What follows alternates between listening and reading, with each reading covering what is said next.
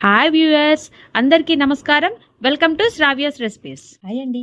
ఇవాళ మన రెసిపీ కమ్మటి క్యారెట్ హల్వా.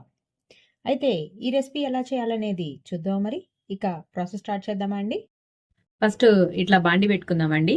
బాండి పెట్టుకొని నెయ్యి వేసుకుందాము. డ్రై ఫ్రూట్స్ అన్ని కూడా వేయించుకోవాలి. ఫస్ట్ ఆఫ్ ఆల్ నెయ్యి వేసుకుందాం. ఇప్పుడు నేను కొన్ని బాదం పప్పులు వేస్తున్నా అండి. అట్లానే కొన్ని పిస్తా పప్పులు వేయించుకుందాం. వేగిపోయినాయండి, తీసేస్తున్నాను. కొన్ని జీడిపప్పులు కూడా వేసుకోండి. ఇప్పుడు కొన్ని కిస్మిస్లు వేసుకుందామండి. కిస్మిస్లు కూడా వేగిన తర్వాత తీసేద్దామండి. కిస్మిస్లు కూడా వేగినాయండి, తీసేస్తున్నాను. నేను ఇంకొంచెం నెయ్యి పోసానండి. ఇదిగోండి, ఇట్లా మొత్తం కూడా క్యారెట్ మనం ఇలా తురుపు కూడా ఉంచుకోవాలి. ఈ తురుముకున్న క్యారెట్ దీంట్లో వేసుకొని వేయించుకోవాలండి. మొత్తం కూడా క్యారెట్ వేసుకుందాం. ఆ పచ్చి వాసన పోయేదాకా వేయించుకోవాలండి క్యారెట్.